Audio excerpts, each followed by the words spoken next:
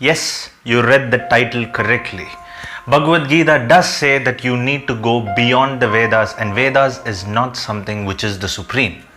Now, before the battle is about to begin, Arjuna says to Krishna in the form of an excuse with the pretext of Vedas that if I kill these people, would I be able to attain heaven? To which Krishna rebukes him by saying that you do not use the flowery words that the Vedas offer and use that as an excuse to me. Because in reality, Vedas is something which is as a very skewed perspective and not going towards the eternal truth. Now, if you fall for that little trap, then you will not be able to understand what true reality really means. So Krishna is trying to bring Arjuna out of that illusory land and take him to the land of reality so that he would be able to clear his mind and get ready for battle. Now, before we talk about that, we first need to understand what the Veda really means. Now, Vedas as a whole is a very complicated and, more importantly, a very long and vast subject. To read the 4 parts of Veda would take a considerable amount of time, and today I'm going to share just a small part of that. It is not just I know the Vedas in and out, but just my small interpretation of this giant civilization itself known as the Vedas. Now, Vedas, the first step in understanding the Vedas, the central theme, just like how we said for Bhagavad Gita, for the Vedas, the central theme is the source of all misapplication in life is wrong judgment, wrong assumption, the wrong placing of truth, and most importantly, the wrong belief at the wrong time. But in the eternal truth, in the metaphysical truth, there is no object of stumbling upon in life at all. And that is what the Vedas say through their central message. Now, Vedas can be divided into 4 simple parts. First one is Rig Veda, which is considered to be one of the oldest civilizations ever formed in the history of mankind as a whole.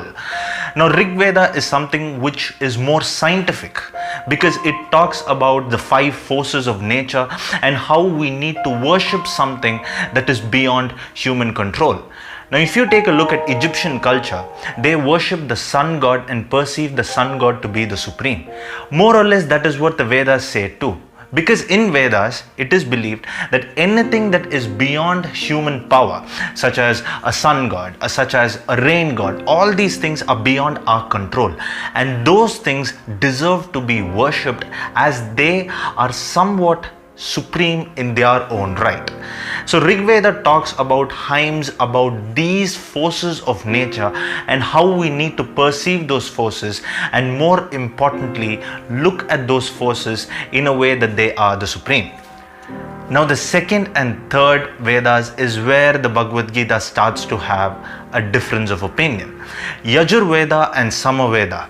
These 2 Vedas talk about the religious rituals on how you need to perform your day-to-day activities. The key word here is religious rituals. These religious rituals that it says is more importantly said with a view that if you perform these actions, you would attain heaven. That's the key word right there.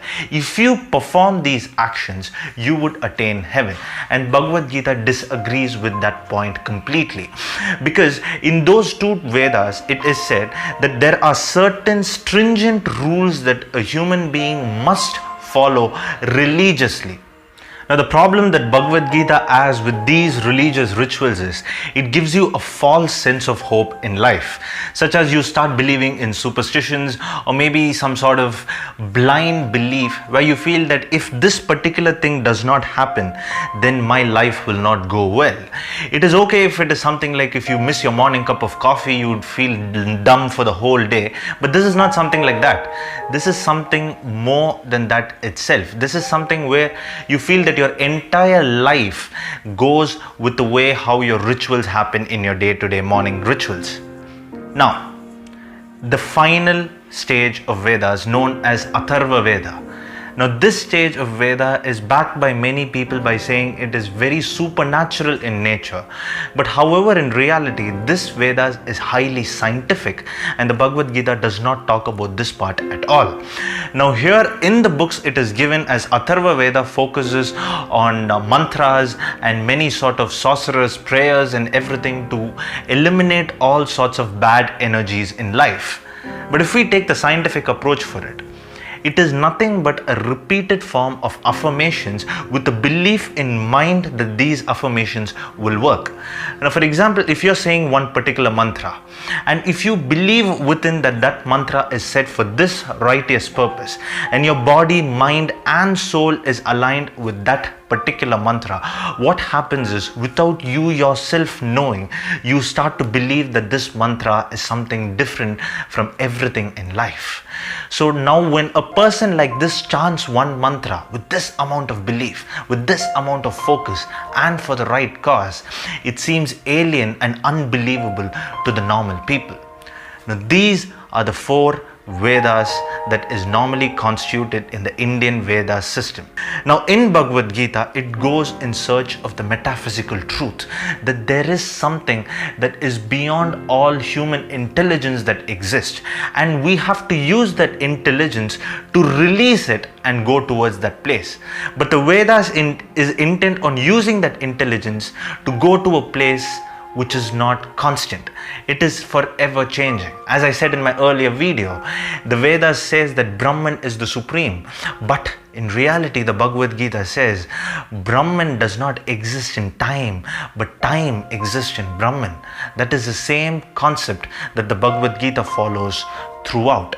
And if you are able to understand that it is something that we need to go for the eternal truth, that is the first step that we have in focusing on reality and not clouded by the illusion of life. And to do that, the first thing that we need to do is free our mind, and it will always lead the way. And that's a wrap for this particular episode. And as always, thank you for watching.